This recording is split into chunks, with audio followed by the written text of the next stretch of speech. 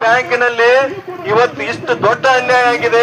ಇವತ್ತಿನವರೆಗೂ ಕೂಡ ಸರ್ಕಾರ ಯಾವುದೇ ತರದ ಸಾಕಷ್ಟು ಜನ FIR ಕೂಡ ಮಾಡಿದ್ದಾರೆ ಅವ್ರ ಮೇಲೆ.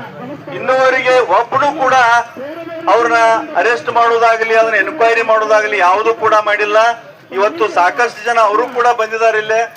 ಅವ್ರಿಗೂ ಕೂಡ ನಾವು ಹೇಳ್ತೀವಿ, ಅಧಿಕೃತವಾದಂತ ಅದೊಂದು ತಮ್ಮ ಸುತ್ತೋಲೆಯನ್ನ ಏನೇನೈತೆ ಅನ್ನೋದನ್ನ ಬರ್ಕೊಂಬರ್ರಿ ಅಂತ ಹೇಳಿದ್ವಿ.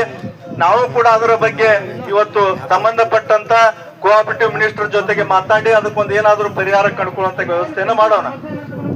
ಅದಕ್ಕಾಗಿ ಸಾಕಷ್ಟು ಇವತ್ತು ಹೆಚ್ಚೆಚ್ಚಿಗೂ ಕೂಡ ನಾವು ಈಗ ಅರ್ಥ ಮಾಡ್ಕೊಳ್ರಿ. ನೀವು ಈಗ ಹೇಳ್ತಾರೆ ನಮಗ ಈಗ ಸೋಲಾರ್ ಪ್ಯಾನಲ್ ಗಳನ್ನ ಮಾಡ್ಕೊಳ್ರಿ, ವಿದ್ಯುತ್ ಅನ್ನು ತಗೊಳ್ರಿ.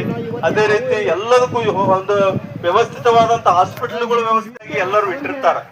ಆ ಇಟ್ಟಂತ ಉದ್ದೇಶ ಆದ ತಮ್ಮ ಮಕ್ಕಳ ಮದುವೆ ಆಗಿರ್ಬೋದು, ಒಂದು ಶಿಕ್ಷಣ ವ್ಯವಸ್ಥೆ ಆಗಿರ್ಬೋದು, ಒಂದು ಮನಿ ಕಟ್ಟಬೇಕಂತ, ಒಂದು ಜಗ ತಗೋಬೇಕು, ಏನೇನೋ ಆಸೆಗಳನ್ನ ಇಟ್ಟುಕೊಂಡು ಇವತ್ತು ಇಟ್ಟಂತ ಹಣವೂ ಇಲ್ಲ, ಬಡ್ಡಿನೂ ಇಲ್ಲ. ಇಂಥ ಪರಿಸ್ಥಿತಿಯನ್ನ ಸುಮಾರು 1250 ಕೋಟಿ ರೂಪಾಯಿಯನ್ನ ಠೇವಣಿ ಮಾಡಿದ ಜನ ಇವತ್ತೆಲ್ಲ ಬೀದಿಗೆ ಬಂದಿದೆ. ಅವರು ಕೂಡ ಇಲ್ಲಿ ಬಂದಿದಾರ.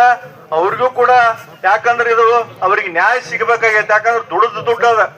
ಅವರು ಆ ದುಡ್ಡಿನಲ್ಲಿ ಮಜಾ ಮಾಡಿದಾರ. ಬ್ಯಾಂಕ್ ಸಿಬ್ಬಂದಿಗಳಾಗಿರ್ಬೋದು, ಬ್ಯಾಂಕಿನ ಅಧ್ಯಕ್ಷ ಆಗಿರ್ಬೋದು, ಅವ್ರನ್ನೆಲ್ಲ ಇವತ್ತು ಬೀದಿಗೆ ತಂದ ಸರ್ಕಾರ ಯಾವುದು ಕೂಡ ಅವ್ರನ್ನ ಆಗೇತಿಲ್ಲ ಅಂತ ಇನ್ನೂವರೆಗೆ ಅವ್ರನ್ನ ಅರೆಸ್ಟ್ ಮಾಡಿಲ್ಲ.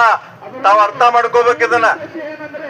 ಈ ವ್ಯವಸ್ಥಿತ ಯಾವ ತರ ಆಗಿದೆ ಅಂದ್ರೆ ದುಡ್ಡು ಇದ್ದಾವ್ ಏನ್ ಮಾಡಕ್ಕೂ ಸಾಧ್ಯ ಐತೆ ಅನ್ನುವಂಥದ್ದನ್ನ ಈ ರೀತಿ ನಡೀತಾ ಇದೆ. ಅದೇ ರೀತಿ ಅನೇಕ ನಮ್ಮ ಹುಕ್ಕೇರಿಯಿಂದ ಕೂಡ ರೈತರು ಸಾಕಷ್ಟು ಜನ ಬಂದಿದ್ದಾರೆ. ಅವರು ಕೂಡ ವೇದಿಕೆ ಬರ್ಬೇಕಂತೇಳಿ ನಮ್ಮ ಉಪಾಧ್ಯಕ್ಷರು ಕೂಡ ಬಂದಿದ್ದಾರೆ. ಅವ್ರಿಗೂ ಕೂಡ ಧನ್ಯವಾದಗಳು. ಈ ವ್ಯವಸ್ಥೆಯಲ್ಲಿ